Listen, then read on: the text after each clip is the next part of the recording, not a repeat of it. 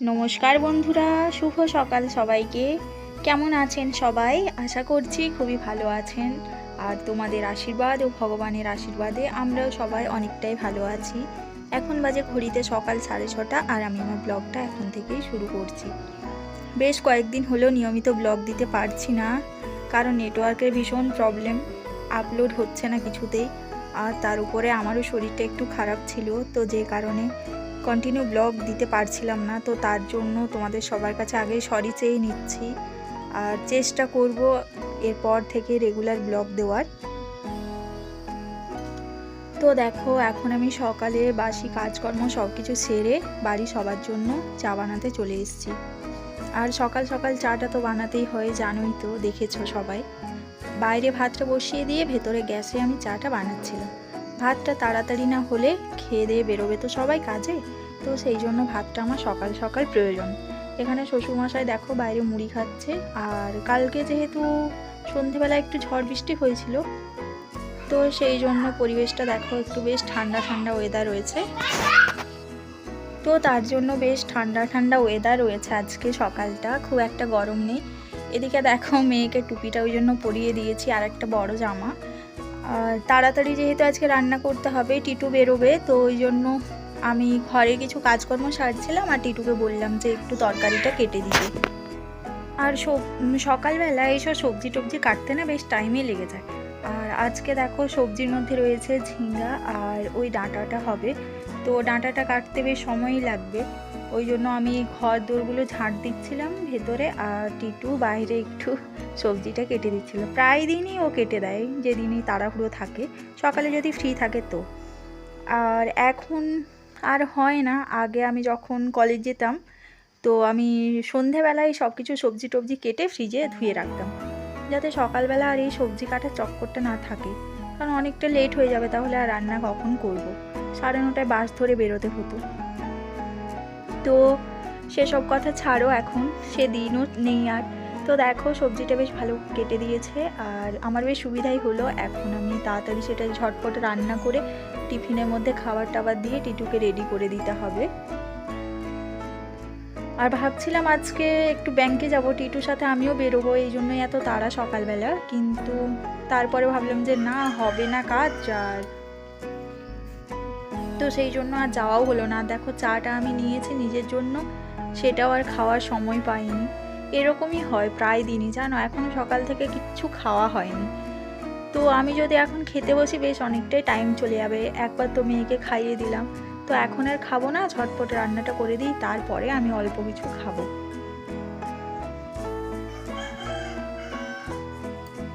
আর রান্না করতেও তো অনেকটাই টাইম লাগে বলো, সব কিছু জোগাড় করতে হবে, টিফিন গোছাতে হবে। তো সেই জন্য সকাল সকাল যদি না রান্না করি আর হবে না। তারপর আবার বিছানা, চাদর টাদর, জামা কাপড় একগাদা অনেক কিছু রয়েছে, সেগুলো আবার ধুতে হবে। তো এই সব করতে করতে না প্রায় অনেকটাই বেলা হয়ে যাবে। তার উপর আবার রয়েছে মেয়ের নানা রকমের বায়না। আর যেহেতু বৃষ্টি হচ্ছে, তো জামা কাপড়গুলো না ঠিকঠাক টাইমে না কাচলে সেগুলো গন্ধ ধরে যাবে। এই সকালে সবার পরা জামা কাপড়গুলো তো ধুতেই হয়।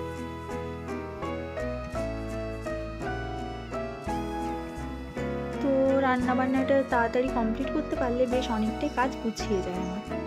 আর একটু চাপা দিয়ে দেবো যাতে রান্নাটা ভালোভাবে সেদ্ধ হয়, একটু বেশ তাড়াতাড়ি হয়। কুকারে দিলে হতো যদিও। তো দেখো আজকে আমাদের কিসব রান্নাবান্না হয়েছে সেটা একটু তোমাদের সাথে শেয়ার করি। ডাঁটা, ঝিঙা, আলু দিয়ে একটা তরকারি বানিয়েছি, তোমরা তো দেখলে সকালবেলা টিটু যেটা কাটছিল। আর এখানে করেছি ঢ্যাঁড়সের ভাজা, সেটা অবশ্য আমি নিজেই কেটেছি কিন্তু। আর একটা তরকারি দিয়ে তো আর দিনের বেলা হবে না বলো, রাত্রেবেলা যাই হোক কিছু সেদ্ধ বা ডাল সেরকম কিছু একটু তরকারি করলে হয়ে যায়। আর খুব টক খেতে ইচ্ছে করছিল, তো একটু আমের চাটনি বানিয়েছি। কিন্তু দিনের বেলা তো বেশ অনেকজন খাওয়া দাওয়ার, তো ওই জন্য একটু বেশি তরকারি লাগে। তো আমার এখন রান্নাবান্না কমপ্লিট হয়ে গেছে। আর গ্যাসের মধ্যে অনেক কিছু পড়েছিল, নোংরা নোংরা নয়, ঠিক ওই রান্নার জিনিসপত্র, তো ওই জন্য গ্যাসটাকে একেবারে পরিষ্কার করে নিয়ে তারপর রান্নাঘর ছাড়বো, কারণ একবার গেলে অনেকটা দেরি হয়ে যাবে। তো দেখো টিটু ডিউটি চলে গেছে কাজে, আর আমি স্নান করতে গেছিলাম। স্নান টান করে এই বেরিয়ে রুমে এলাম, এখন বাজে ঘড়িতে 1:30। আর তোমাদের দেখো মেয়ে ঘুমোচ্ছে, আর ওকে আমি মশারিটা দিয়ে বাথরুমে গেছিলাম স্নান টান করতে, কারণ অনেক মাছি থাকে জানো তো। আর ওই মাছি একবার যদি ওর গায়েটায় কোথাও বসে, ও না খুবই সতর্ক ঘুমোয়, তো উঠে গেলে ব্যাস, কারণ প্রায় দিনই আমাকে বাথরুম থেকে বেরিয়ে ওকে আবার কোলে নিতে হয়। তো এই জন্য এত গরমেও আমি মশারিটা ওকে দিয়ে গেছিলাম, ফ্যানটা চালানো ছিল যদিও। তো এসে দেখি যে প্রচুর গরমে ভিজে আছে, পুরো ঘাম গোটা শরীরে।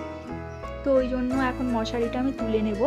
আর এখন যেহেতু আমি রুমেই থাকবো, তো কোনো সমস্যা নেই, আমি মাছিটা দেখতে পারবো আর গায়ে বসতে দেবো না। আর মশারিটা যদি দিয়ে রাখি, বেচারা কিচ্ছুতেই ঘুমোতে পারবে না এত গরমের মধ্যে। রাত্রেবেলা এখন মাঝে মাঝে মশারি আর খাটাই না। তো মশারিটা গুছিয়ে নিই। আর চুলটা দেখো এখনো বাঁধাই রয়েছে, আমি চুলটাও এখনো খুলিনি স্নান করে এসে। এত গরম পড়েছে না বলার নেই। সকালবেলা একটু ঠান্ডা ঠান্ডা পড়ছিল, আবার এখন জাঁকিয়ে মেঘ করেছে আর খুবই গরম। তার উপরে আবার রোদও দিচ্ছে, এক পাশে মেঘ এক পাশে রোদ, মানে কি যে ওয়েদার এবছরের সত্যি বলার নেই জানো। আর এত গরম পড়েছে না, তোমাদেরকে তো দেখিয়েছিলাম যে ছাদে আমরা খড় দিয়ে সেটাকে ঘরটাকে ঠান্ডা রাখার চেষ্টা করেছি।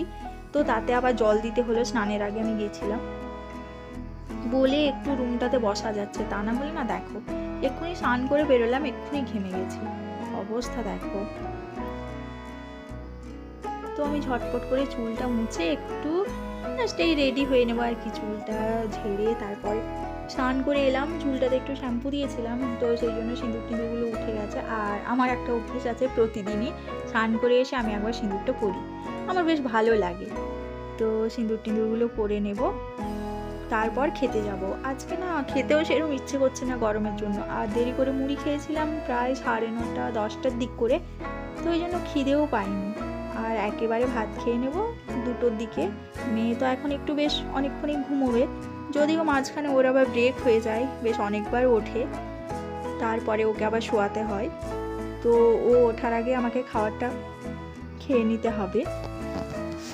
আর হ্যাঁ, একটা কথা তোমাদের সাথে শেয়ার করতে চাই, চুলটার অবস্থা দেখো, দিন দিন কী পরিমাণ আমার চুল পড়ে যাচ্ছে বলার নেই জানো তো। সেই মেয়ে হওয়ার পর থেকে বলবো না, মানে এটা আমার বেশ সমস্যা মতোই হয়ে গেছে জানো। ওই চুল পড়েই যাচ্ছে, তার আর কোনো শেষ নেই। আগে কত মোটা বিনুনি হতো, এখন তো সেসবের কোনো বালাই নেই, দেখো 2টো চুল শুধু পড়ে আছে। কিসের জন্য যে এই সমস্যাটা হচ্ছে, কেউ যদি জেনে থাকো তো প্লিজ একটু জানিও তো। আর আমি শুনেছি যে খোলা চুলে সিঁদুর পরতে নেই, তো ওই জন্য দেখো ক্লিপটা আটকে নিলাম, এটা আমার শোনা কথা, কিসের জন্য না জন্য এত সব আমি জানি না। তো এখন সিঁদুর টিঁদুর পরে আমি একটু রুমের মধ্যে বসবো, এত গরম লেগেছে না, স্নান করে বেরোলাম তাও, তারপরে খাবার খেতে যাব। তো আজকে ব্লগটা আর কন্টিনিউ করছি না, এরপর খেয়ে দিয়ে একটু শোবো না, ভিডিও আছে এডিট করতে হবে, অনেক কাজ, এখনও শোয়ার হয়ই না প্রায় জবের থেকে এই ভিডিও করছি। তো চলো আজকের মতো টাটা সবাইকে, দেখা হবে আবার একটি পরের ভিডিওতে। ততক্ষণ পর্যন্ত এই গরমে সবাই ভালো থেকো, সুস্থ থেকো, সাবধানে থেকো, অনেক অনেক জল খাও। আবার দেখা হবে পরের ভিডিওতে।